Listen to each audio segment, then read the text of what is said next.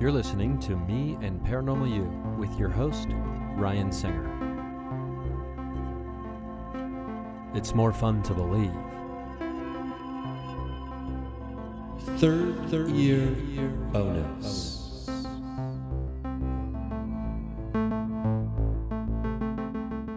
Diner Dan was living the good life this past week. Last week, Diner Dan was in diner heaven. I got to tell you, Mount Shasta, Black Bear Diner, Diner Dan was in, he was in the heaven of heavens. Like, if there was a VIP section in heaven, Diner Dan was there. The original Black Bear Diner in Mount Shasta, California. What a diner. My only qualm, my only critique of the original Black Bear Diner is that it's not 24 hours. I mean, I think even in a town like Mount Shasta, which is, 3,000 to 3,500 people, you still have enough business to justify being open 24 hours in Mount Shasta. That's just me.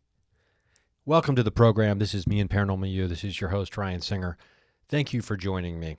I do want to talk about a review of some of the evidence or the experience that I had at Mount Shasta, California, filming season 2 or the second volume or whatever we're going to call it of The Bridge. I've already got ideas for how that's going to be different. After I'm done recording and getting this all set up, we're going to be launching this out, probably putting this bad boy out tomorrow.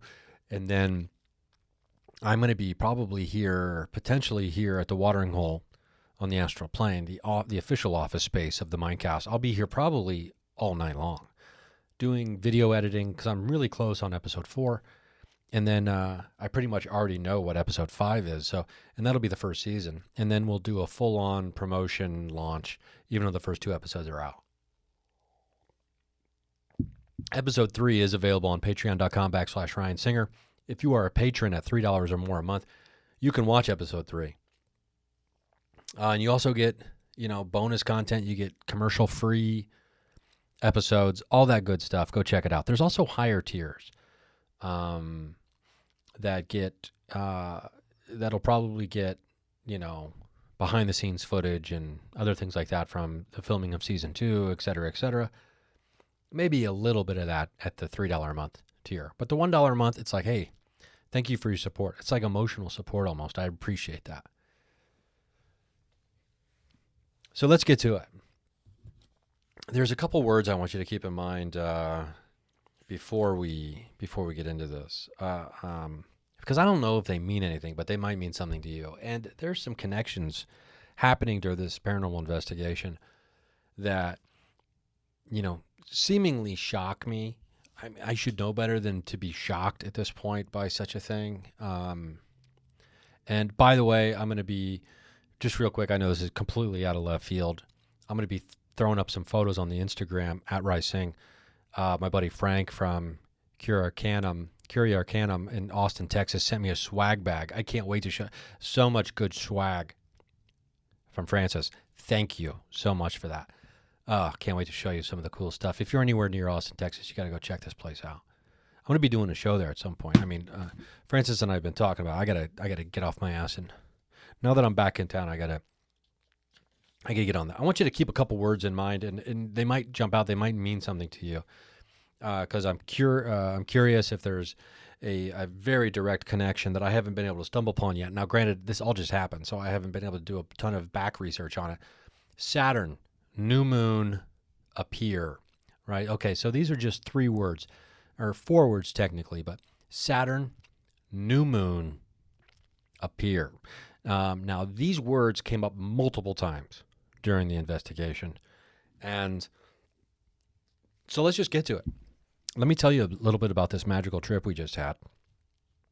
My buddy Alex, who is a wonderful filmmaker, Alex was on, he helped film some of season 1. He also helped film the comedy special, The Supernatural, which is available for free on YouTube. I'd love it if you check that out. The Supernatural Ryan Singer. It's a full comedy special filmed in a haunted school. If it's the first time you're hearing this program or hearing about me, I do stand-up comedy. I have for over 20 years. We filmed my first comedy special in a haunted school, Poasttown Elementary School. Check it out. It's called The Supernatural. Anyway, Alex was there helping out. And then my buddy Eric from Epic Paranormal was there. Just the two of us doing the investigating. I mean, Alex is part of it because, I mean, if you're filming things, you're a part of the investigation. That's the beautiful thing about the paranormal, is that you're also like, intimately involved in like what's happening with your energy and just your presence of being there. Now, we get up there, and I'll tell you, when we booked this trip, I was so excited because I haven't been back to Mount Shasta in a handful of years from my very brief passing through a while ago. Unfortunately, Serenity, the tea shop, is no longer a brick and mortar. It's an online only store. So I couldn't pop back into Serenity. But anyway, lots of stuff happened. So excited about the trip. We book it during the weekend of the lunar eclipse, which happened on Friday. And we were so excited. And then California decided to have its May winter again. I just don't understand. It's been so cold in California and wet. And it's great because a lot of the drought's been knocked out. But I got to tell you, I wanted to get up on this mountain. I didn't want there to be 25 feet of snow on the mountain when we got there. And I thought doing it in May would allow us to explore the mountain. Little did I know that it would be snowing while we were there. I mean, talk about and I don't like being a cold boy. You know this about me. I'm a lizard. I like it hot. I like the sun. I like the warmth. And it's freezing there. And it's supposed to rain all 5 days we're there. It's just like, oh, wow. Are you serious? So we get there. And it's the first night we get there. It's like 8:30 at night. So we're exhausted, 11 hours in the car. And it's a perfectly clear night. It's beautiful. There's so many stars in the sky. We're exhausted. We're kind of unpacking, decompressing. Next day, it's just cold, cloudy, rain, snow, mixtures at night. But we get on the mountain.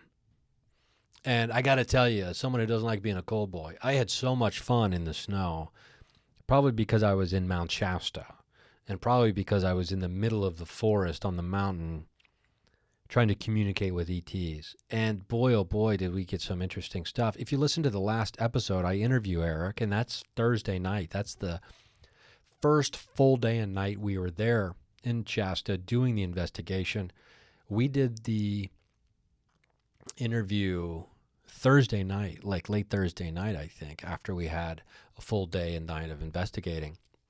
And so you get to hear about Space Oddity, the David Bowie moment. I can't wait for you to see that. I mean, maybe I'll throw up just a quick little tease of that on the Patreon, on the Patreon page. But we're going there to try to move this conversation along. I don't know. How do you talk to extraterrestrials? What is the most effective way to communicate with alien intelligence and try to have coherent conversation? That is one of the most puzzling questions, I would say, probably in the entire world of the paranormal. How do you have a coherent conversation with extraterrestrials? And what device, what technique, how do you do it? And how do you know you've established contact and you're not talking to a spirit entity or trickster energy that's pretending to be an ET? There's so many different variables, not to mention, throw on top of that, like, the skeptic would be like, what do you mean? How do you know if it's not a spirit, or how do you know you're not insane? I think it's the first question you should be asking. But anybody in the world of the paranormal, and anybody who's interested in this, anyone who's had an experience with this knows you don't have to be crazy to know that the world is not what it seems. So how do you have this conversation? That was the focus. And I was trying to do dream downloads. Hopefully I was trying to get some kind of information in my dream space, in the dreamscape, to help me understand how to better communicate while we were there. And I was unable to, at least seemingly, have any kind of information come to me through the dreams leading up to the investigation at Shasta. And At least nothing stood out to where I was like, oh, that's it. I have to use this.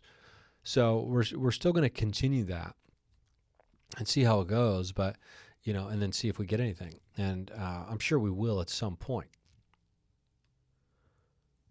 But I don't know the best way to communicate with extraterrestrials other than just, obviously it starts with our consciousness and our thoughts and our mind. But are we using ITC devices? Those seem to be pretty great. And not to mention that it's a hell of a time using them. It's fun using them. They're exciting. I do love a REM pod.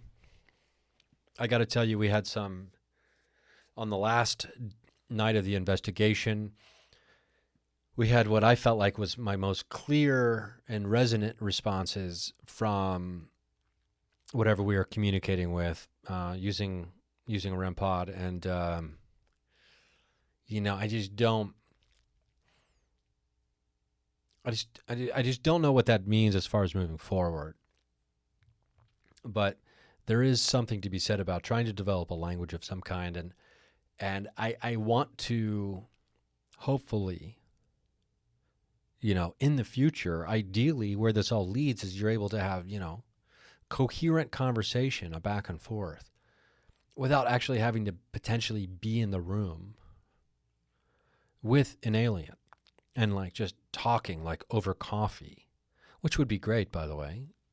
I think we know that. And, there's different types of communication, whether we want to talk about the communication, with someone, an entity like Oscar through Jessica, or we're talking about an entity of some other kind of an alien origin through an ITC device that I believe that we established at Post Town and then followed up with and continued with at Mount Shasta.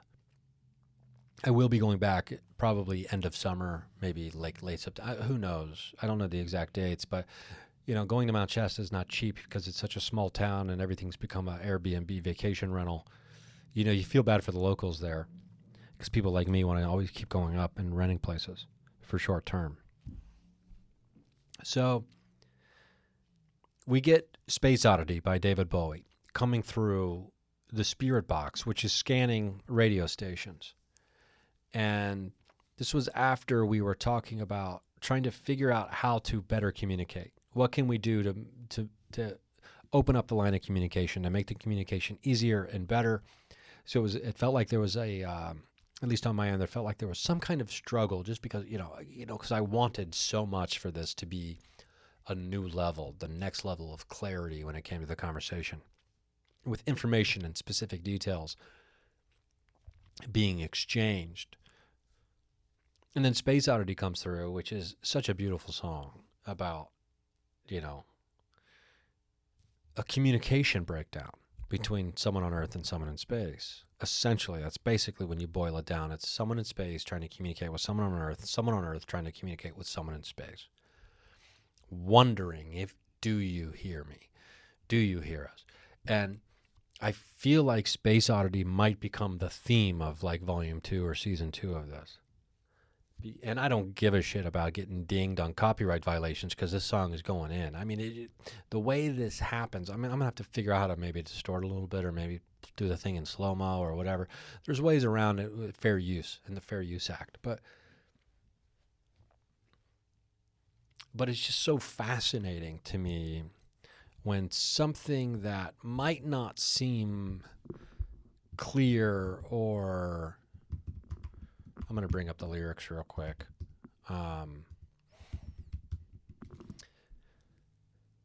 Like if someone said, so you were trying to communicate with the aliens and they played Space Oddity back to you. That's not an answer. That's not like saying, did you go to the store today? That's not a yes, right? But you look at the lyrics, and I think obviously everyone knows the song. But who knows? Maybe there's some secrets there. Maybe there's some clues there. This is the first time I'm bringing up the lyrics since I've been back and looking at it. I am sitting in my tin can far above the world. Planet Earth is blue and there's nothing I can do. I think my spaceship knows which way to go. Tell my wife I love her very much. She knows. Ground control to Major Tom. Your circuit's dead. There's something wrong. Can you hear me, Major Tom? And you feel like I don't know, you're floating on Earth to a certain degree when it comes to seeking a response. One of the fun things about paranormal investigation is you just never know what question you're going to ask is going to get an answer. You just don't know you don't know when an answer is coming. And when it shocks you and startles you, those are the most profound, at least experiential kind of answers you can get, because you're just shocked to a certain degree. Like maybe you're asking a bunch of questions, getting nothing, and then boom, something very clear comes. And it's a feeling. It's a physical feeling. It's an emotional feeling. It's a spiritual feeling when you feel like you've been directly communicated with an intelligence beyond yourself.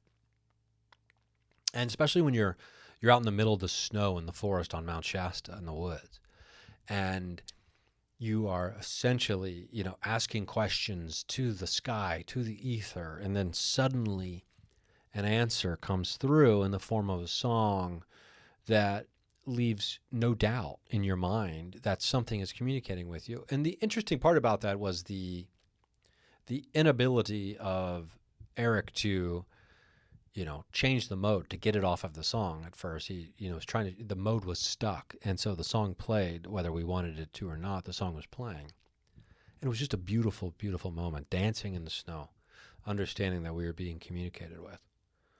I look forward to being able to share those moments with you. If I had to, I guess, grade the trip, like, was it a success? I got to tell you, the results that we got from the investigations we were doing were unexpected, because the investigations were unexpected to a large degree. The theme of the investigation was the best laid plans, they go to waste. And, everything is not what it appears. And then from there, what appears is not what it appears as either. And every time we made plans to go do something, we would get sidetracked and be compelled or pulled to go do something else, and then something interesting and fun would happen. That was the whole trip for the most part.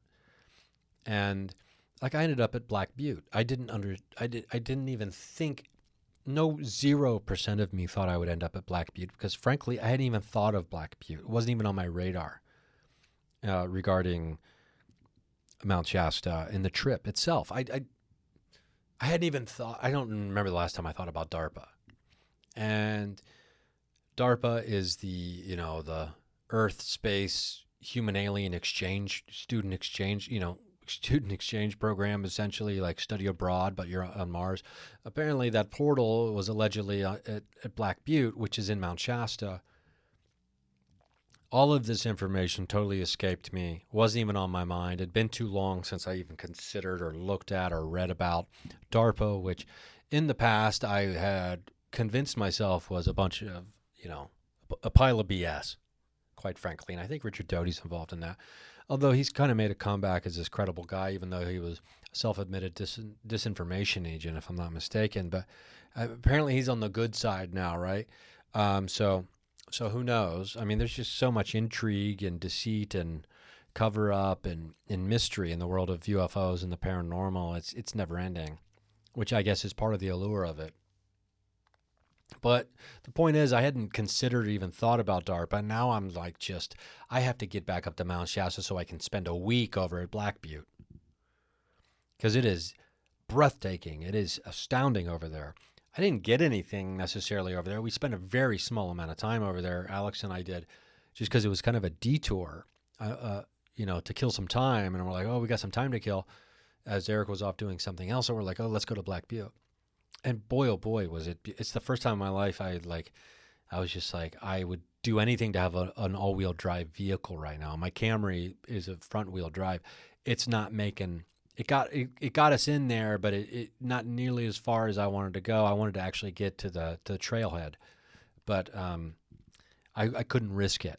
I couldn't risk taking the Camry off road like that, and it's a good thing I didn't, because I ended up having to take the Camry in yesterday anyway to have a bunch of work done on it, as it started kind of smoking on us on the way home, on the drive back to Los Angeles yesterday, or Sunday, or whatever day it is. It doesn't matter.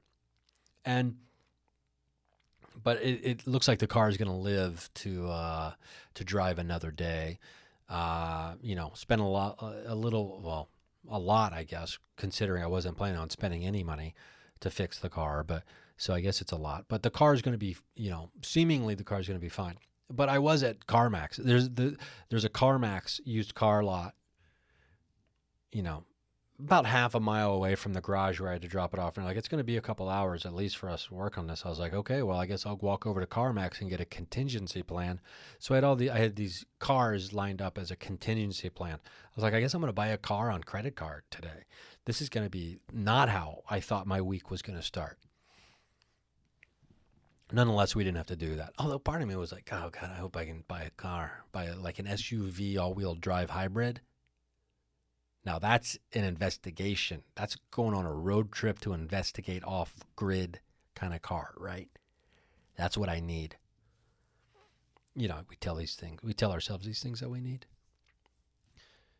So we go to Black Butte, where the alleged portal exists. And, I don't get to Black Butte. I don't get on, the physical, hill or the butte, right?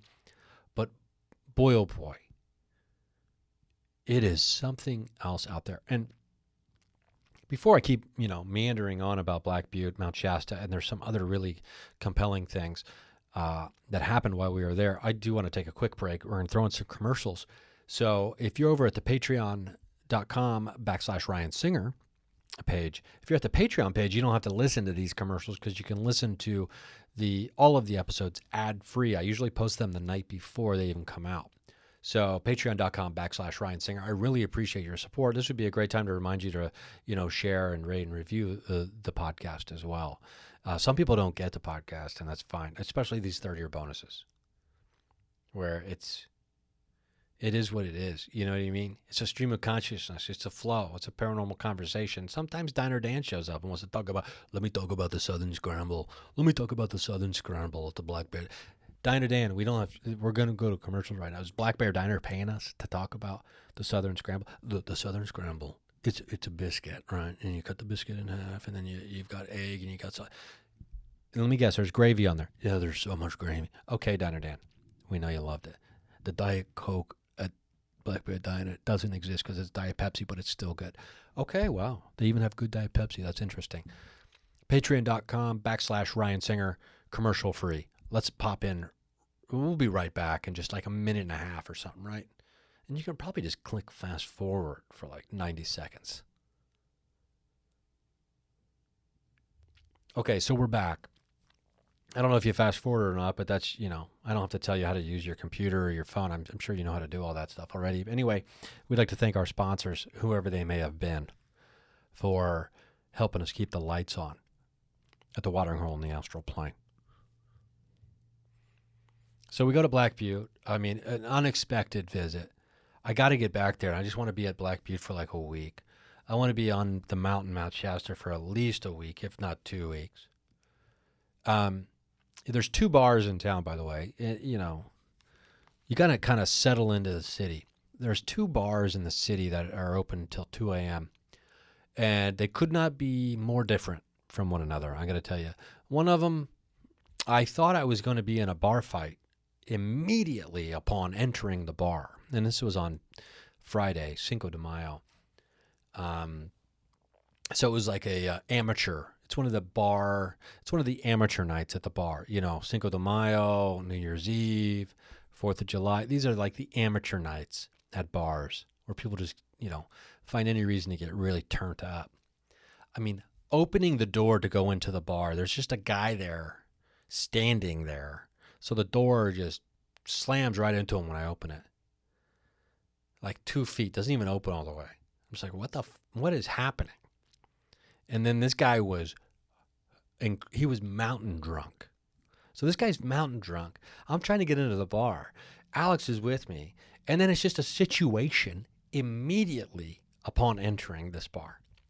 Now we get into the bar, we kind of get past that whole thing, that whole situation, right? The guy was so drunk, I don't know what. He was so drunk, he thought he was volunteering at the bar.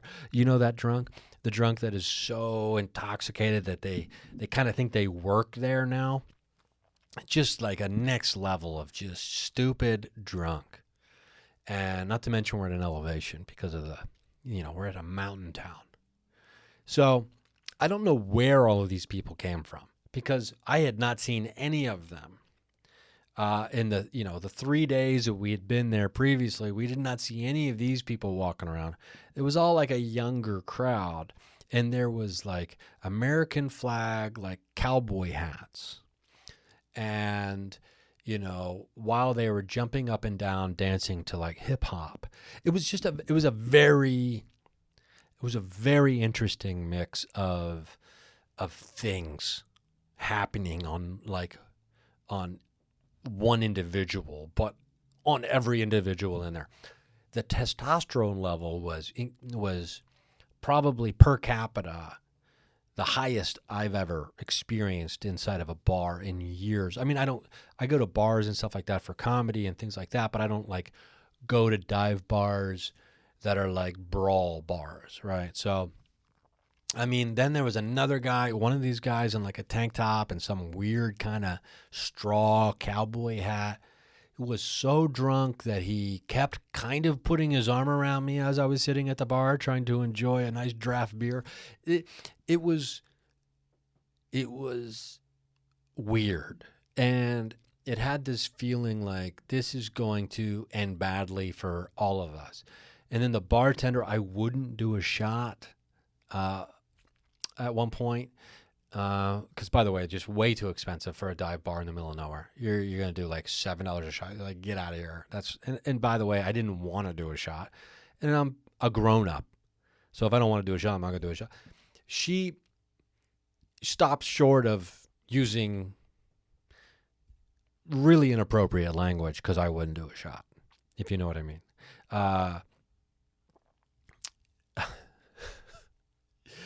It was crazy. I could not wait to get out of there. And so we decided to go to this other bar in town called it's called the Gold Room Saloon. And if you know me, there's a bar in Los Angeles. The first bar I ever drank in years ago when I dropped out of college and lived here was called the Blue Room.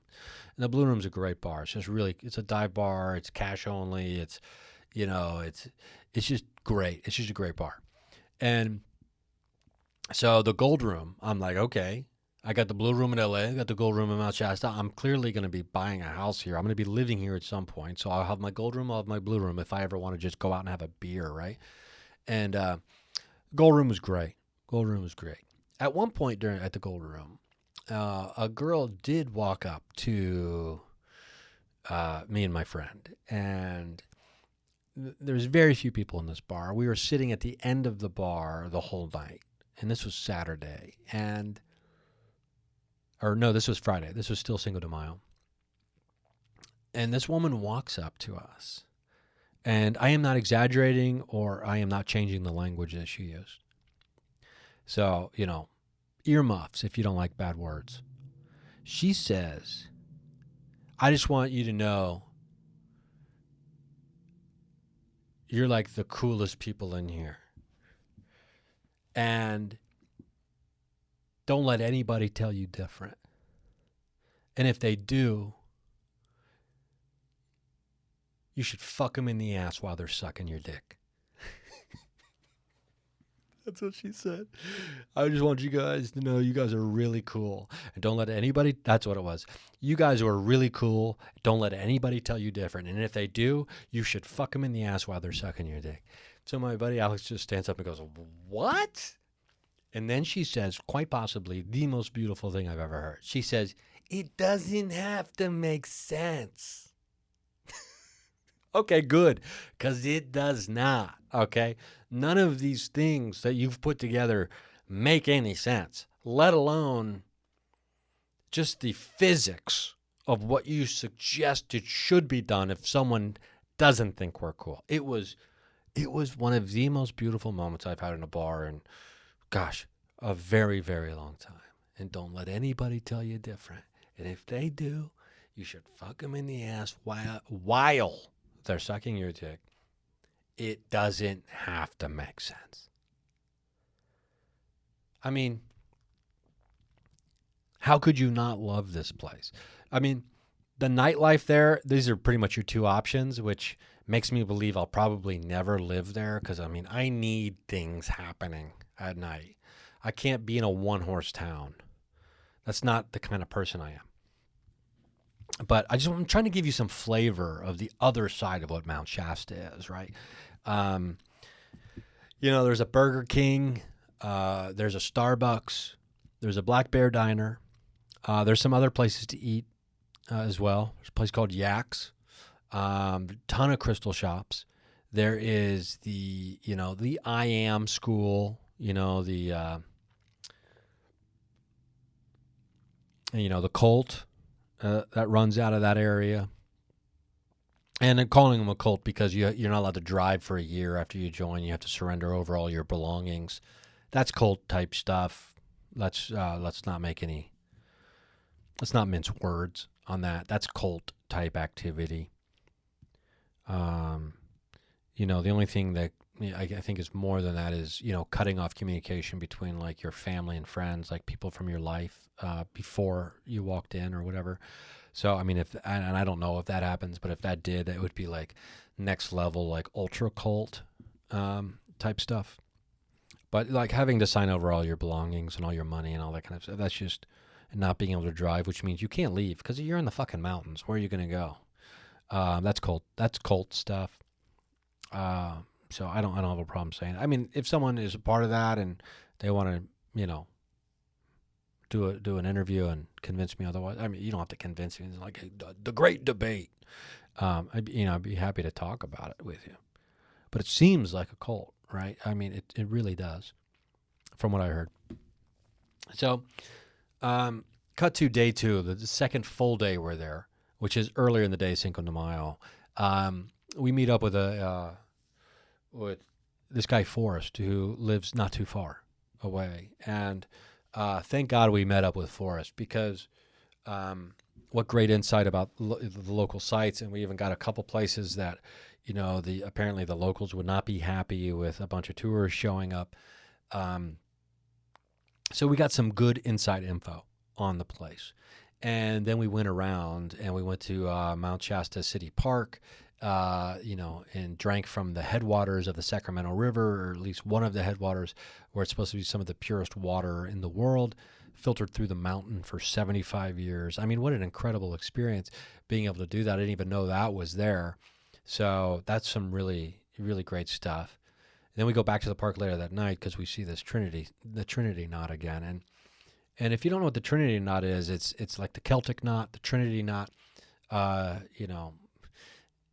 it can be representative of the triple goddess, which is really fascinating because the triple goddess is also associated with, or someone who's associated as the triple goddess is Hecate or Hecate, or however you pronounce it where you're from. The goddess Hecate, the triple goddess. Now, the triple goddess Hecate is also known as a degenerate form, and that's not like a pejorative, right? It's just meaning descending from Sirius, and which is really interesting because the whole reason we're there is because of conversation with an intelligence that I believe is from Sirius, from that system, or from that star, from that region, from that celestial area of the sky. And the Trinity knot showed up more than a few times for us on this trip, almost as a sign to pay attention. And once was at the city park, another time was in a meditation vision that Eric had while we were out in the woods. Another time was from something else. And it's just all very reassuring, right? That these things keep happening. And And what do they all mean? Okay, so what's the meaning, right? And what can we ascertain and what can we deduct moving forward? And how do we use this in a practical manner? And those are the questions that remain. And this all just happened, and I'm sure, like, even just reading something last night before I went to sleep is what connected Hecate to the Trinity knot, and I didn't even know that connection was there at the time. And there's a lot to dig into. And before I can even dig into it, I have to finish season 1, right? So there's a lot going on. Let's pause real quick because I might have to throw in a couple commercials in here depending on how much more I'm going to talk. Maybe there's no commercials here. Maybe it's a bonus. Maybe it's a fake out. A commercial fake out. Patreon.com/Ryan Singer. No ads. Okay, maybe there were commercials. Maybe there were not. If there were, we'd like to thank whoever the hell it was for helping us keep the lights on. Trinity knot is also a symbol that is often found on, like, various, like, book of shadows, right? Books of shadows, right? The magical journals that witches and mages can use. It's a common, popular. It was also in the movie or the TV series Dark, which is on Netflix. It's a German show. Please do not watch with audio dubbing. Please watch with subtitles. If you do watch that show, it just makes it better, I think. I couldn't imagine watching that show with English dubbed over the actors' voices because they do such a great job, even though you don't know what the hell they're saying because it's in German. Unless you speak German, then you do.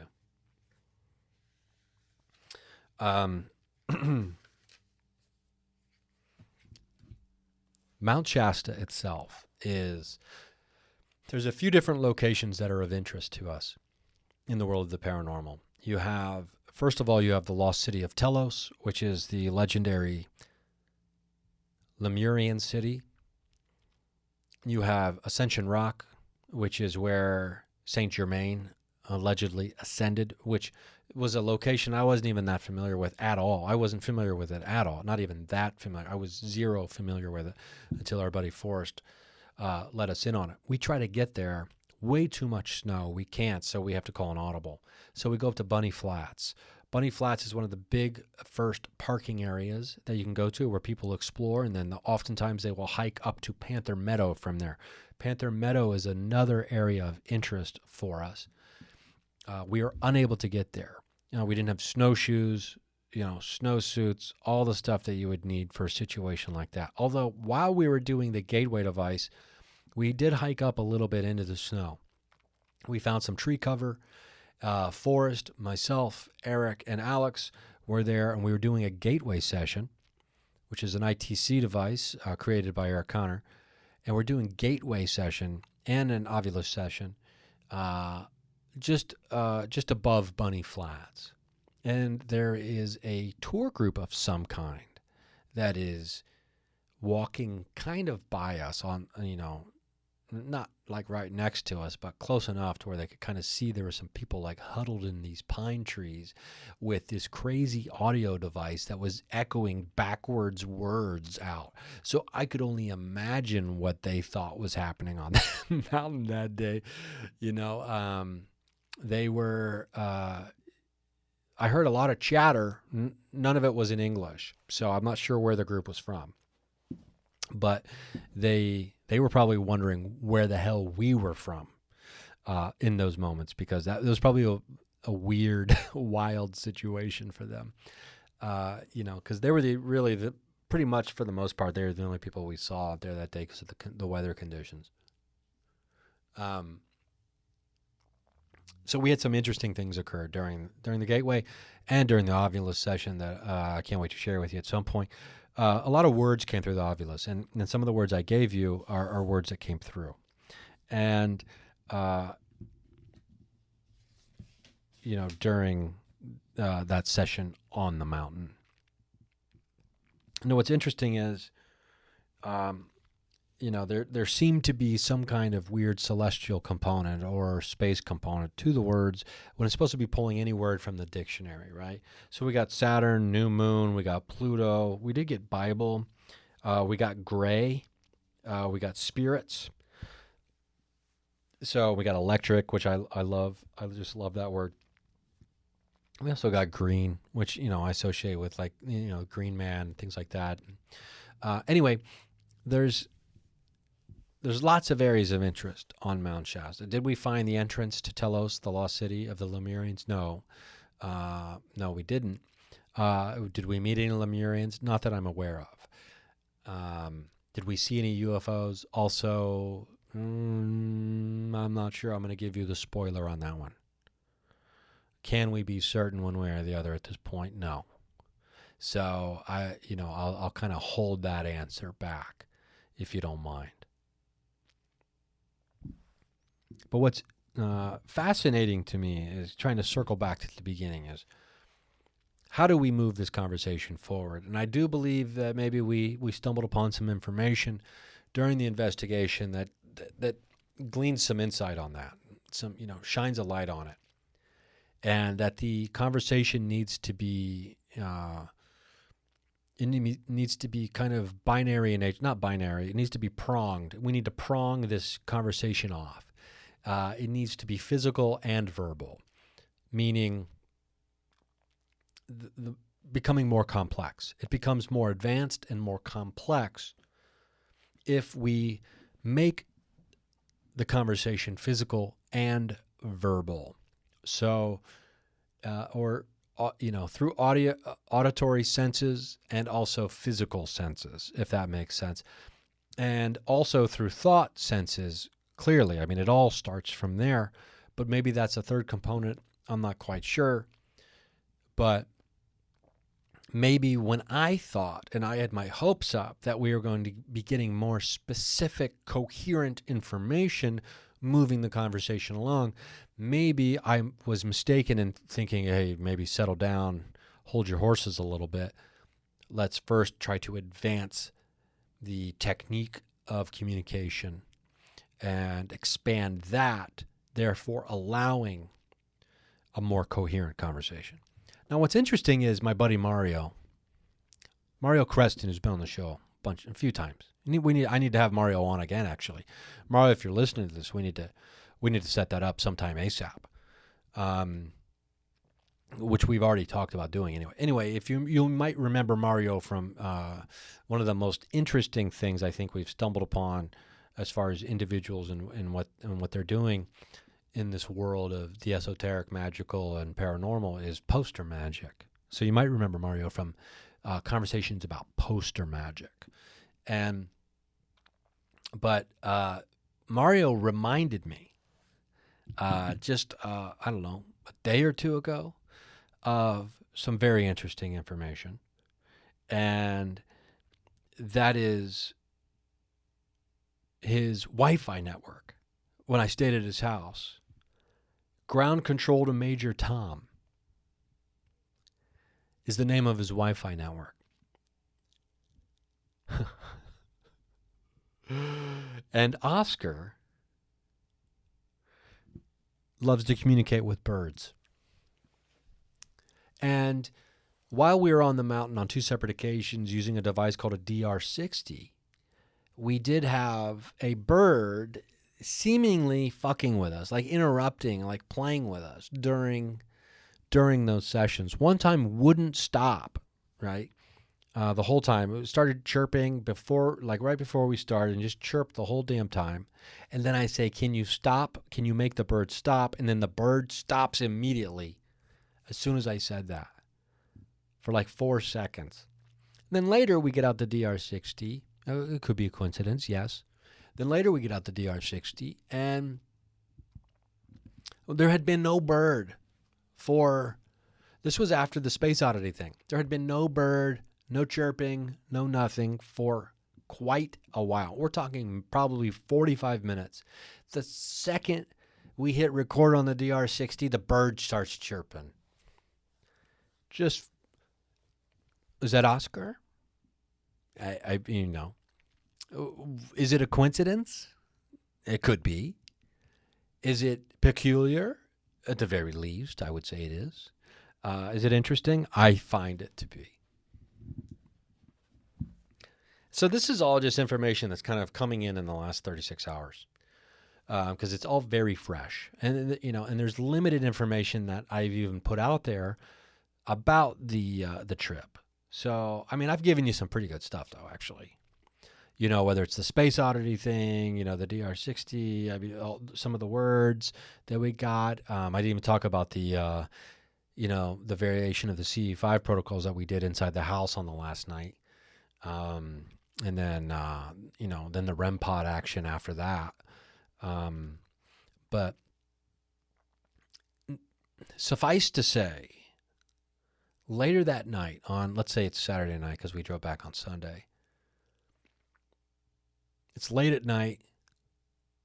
Alex already shut it down. I start trying to get a head start on loading the car up because we got to leave. We got to check out a little too early for my liking at an Airbnb and in the morning. Especially because I knew I was probably going to be up late. And sure enough, I was. So I start taking some of the gear out that didn't matter if some of these things got cold or not overnight. And we had a somewhat cloudy sky, partly cloudy for the entirety of the day on Saturday. It was much nicer than we thought it was going to be. It barely rained. There was actually sunny spots. There was times where there was very few clouds in the sky during the daytime. As soon as the sun goes down, the entirety of the sky is covered in clouds. It's just like, what is happening here? Like, what don't you want to see, right? And this was after the CE5. I look out, and there's one star that we can see in the sky. One damn star. The exact same thing that happened at Post Town in October 2021. When we were told to look east, there's one damn star in the sky. It's not the same star. I gotta tell you that right now. Don't get too excited. I'm not trying to get you too excited and be like, and let me tell you, it was the exact same star. And then a light shone down and a new alphabet was delivered. And that's not what happened. One damn star. I do think I know what star it was. I got out my sky map thing on the phone that can kind of show you, maps out the sky, right? I'm pretty sure I know what star it was. It didn't hang around long because it became so cloudy. But it's just frustrating, but also interesting that happened. But anyway, so I'm going out loading things up, and it is so quiet. The neighbors had like a small pond that seemingly had 100 frogs. And they made so much noise at night, right? You could walk outside and you could hear them from down the street. On this last night, when it was super cloudy, now that I'm thinking about it, I walk outside. I'm just trying to load some stuff up. And this is after the CE5, which always makes things a little more creepy, right? It really kind of taps your senses into your surroundings. You kind of become hypersensitive to energies. No frogs chirping that I can remember, and just spooky. Spooky clouds and fogs, and it's cold and it's dark. But behind all the clouds is the faintest light, as if someone is using a flashlight underneath sheets to try to read a book late at night. Because it was a full moon, or the full moon had just passed. And I just remember being outside, loading up these bags into the car and thinking to myself, make it quick. Somebody's watching us. Make it fast. Did not enjoy being out there alone in total darkness. I mean, I have a history with that. I wasn't worried about a creature. Our buddy Forrest and by the way, I'll be doing an interview with him real soon. He's got some fascinating stories about what even drew him to the area. I can't wait to share with you. So we're in the process of setting that up. But Forrest illuminated me on some things about the lack of creature activity up there. And because I thought first going out there, I was like, oh, this could be prime Squatch territory, right? Because we're really not all that far from Willow Creek. It's just maybe a couple hour drive due west, and boom, you're in Willow Creek, right? And because Mount Shasta is maybe an hour south of Oregon, the Oregon border, very very northern California. But the woods there, the trees on the mountain are very spread out. I mean, there's a ton of them, but they're not clustered together. So it's not great hiding territory. So there are very, very few creature sightings or reports in that area, at least locally, at least with the locals and the people who live around there. That's not something that's part of their everyday life or part of their, it's not part of the zeitgeist there. That's not to say that, people don't go there and visit all the time and be like, Willow Creek's just 2 hours away or whatever it is. I saw Bigfoot over here. We were up on the mountain. Who knows? But I'm talking about local stories. We're talking about people who live there. And to the point where there was one person there in the greater Mount Shasta area who apparently claims to have seen a Yeti.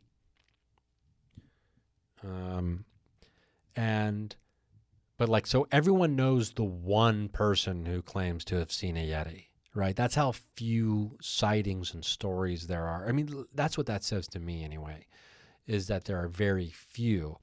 If the one person who claims to have seen something, everyone knows that story or knows that person's name and story. That would be indicative of a rareness, not an abundance of sightings. So I wasn't scared of creatures, at least cryptid type creatures, right? And I wasn't really scared of, bears. There was, when we were at Shasta City Park on Friday night in the dark, doing Gateway, just the three of us out in the woods, there was a moment where I did not feel good. I was like, GTFO. I did really want a GTFO when we were there. I was feeling nauseous in my stomach. I don't know what that was about. A nervousness and an anxiety overcame me. It was not great. But we pushed through. We battled through. And nothing bad happened, that's for sure. So glad we pushed through. I can't wait to piece this together. And, obviously I'll be spending the next, the foreseeable future finishing Volume 1, Season 1, whatever it is, and then digging into all this footage and all these other things, which should be an easier process for me. And I don't believe that I even have all the footage necessary that I need. I do intend on returning to the location when it's a little bit warmer, to say the least, so I can go explore into the mountain further and deeper. That is definitely on my agenda. And Joshua Tree also might be part of this. I don't know. Joshua Tree might just be later. I might just have to settle might as well. Why don't I just take all of my credit cards and just see how much I can run up on credit cards and declare bankruptcy for the sake of paranormal investigating? Maybe that's the move. Maybe that's how you do it. But I gotta make money and be a person and do stuff. So we'll see what happens. I don't know. I'd be interested to hear if anyone had, if anyone here is listening, has been to Mount Shasta and has interesting stories. I'm always looking for interesting stories. I love interviewing people for the podcast. I love hearing their stories. Esoteric, mystical, supernatural, paranormal, magical. If you have stories you'd like to share with me, I'd love to hear from you. Send me a message, hit me up on social media, or, shoot me an email, and we can, talk about potentially setting up an interview. You don't have to be in Los Angeles, California to make that happen. We can do it via Zoom. I do prefer doing video and audio nowadays, but there is no video of this particular episode as we are upgrading our camera system here, and I have to try to figure out how to use all this fancy equipment. So that my buddy Kyle Ayers has pretty much single-handedly procured for us. So his podcast is Never Seen It. You should definitely check that out. Great podcast. So it's a movie podcast, by the way. It's not a supernatural podcast. But so if you have a story you'd like to share, someone said to me very, very recently, and if they're listening, you know who you are. When I said I should have you on my podcast, they said, I'm not interesting. Well, let me first of all say let me be so bold and say you're wrong. And if you are one of those people who thinks that you're not interesting, forgive me for my bluntness, but you also are incorrect in saying that. You are wrong. Everyone alive is interesting, especially when someone is interested in them and the stories they have to tell. And that is what I am interested in, hearing your stories and sharing them. You don't need to be famous. No one needs to know who you are. That's not what this podcast is about. I have been told that I need to have more famous people on here to make the podcast more popular, to be bigger. I am not concerned about that. I am concerned about having genuine people tell interesting stories, and the stories that genuine people tell are interesting by default. So if you're a genuine person, I'd love to hear your interesting story. And yes, you are interesting. RyanSingerComedy.com/tour. It shows tour dates. I got Sacramento, San Francisco. I got Charlotte. I got Asheville. I got Louisville. I got Cincinnati. I got Mason City, Illinois. I'm working on a Quad City date. We got all kinds of things happening. So check out the tour. I'm trying to get to Key West, Florida, if you're down in those parts. I'll be in, where else in Florida? I'll be doing something in Tennessee, but I don't know if that's a public consumption type event. Meaning it might be a very specific event for very specific people. Anyway, it doesn't matter. So let's see. Lots of things happening. And I hope to see you out there on the road at a live show or at a show here in Los Angeles. If you are in the Southern California, I'd love to see you at a comedy show here. I'm trying to get on stage more and more now that I'm back in town and trying to, reassimilate into the comedy system that is rebuilding itself, and still not a real coherent comedy scene here yet, but it's building itself back up. And, I'm trying to remind people that I'm here and that I'm a person who does this thing. So anyway, I love you. I hope you love yourself, because you deserve it. And there's one person we can count on to give ourselves love. It's us, right? So do yourself a favor and do that. And so I hope to see you at a show, and if not, I'll just see you here at the watering hole on the astral plane.